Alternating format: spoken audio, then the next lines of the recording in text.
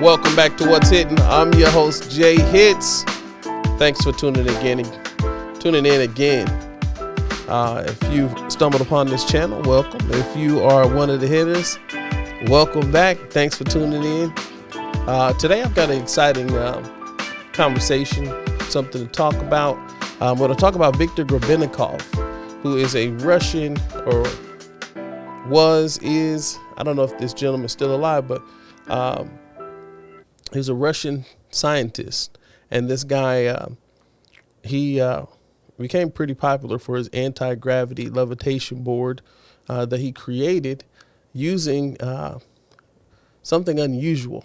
I want you guys to watch the video just to find out what he used that I think is really cool and really neat.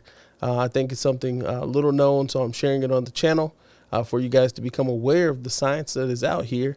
And you'll be amazed by when he came up with this hoverboard, how long ago it was. And, you know, I just have a lot of questions of why aren't we seeing this technology? Why do we have to dig for it?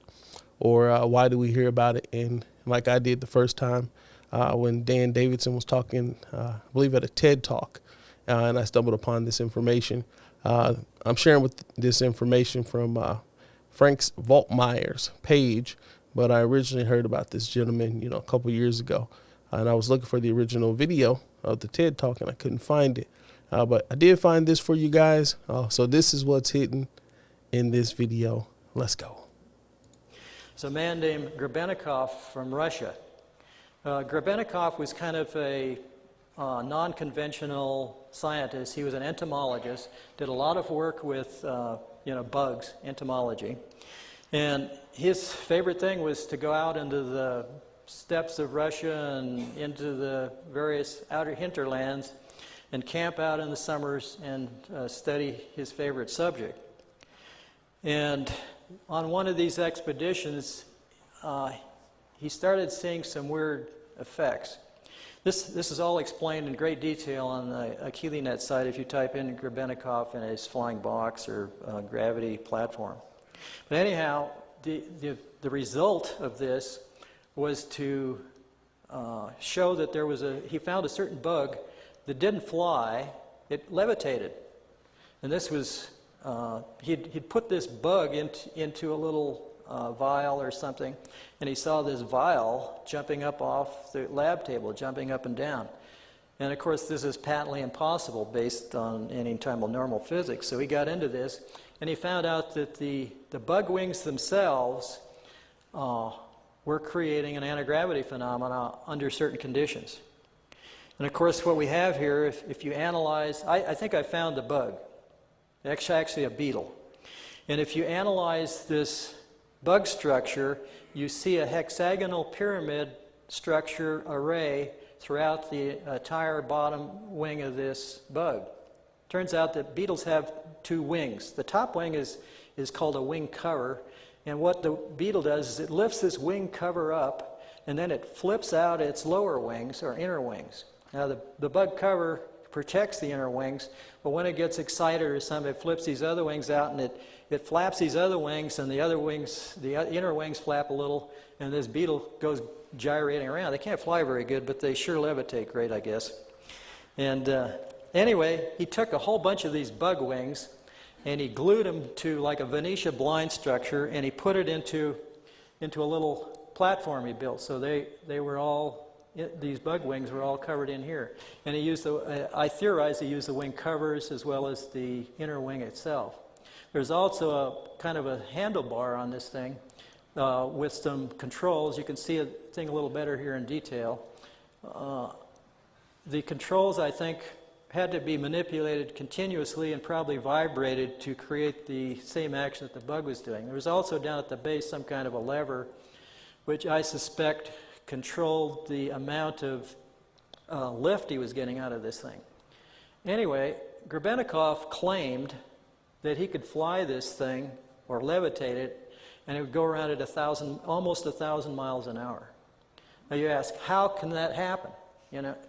Well, he said that there was an energy field that built up around this thing due to this gravity field building up in the platform, And by this thing building up, it built out a force field that basically surrounded him and protected him from the local environment. So even though he was flying at 1,000 miles an hour, you could go,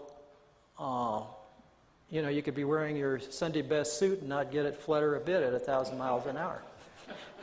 I'm not sure I'd want to stand on something going 1,000 miles an hour that's 2 feet square. But this picture here shows him sitting on the ground, and these pictures are much better if you get on the KeelyNet site.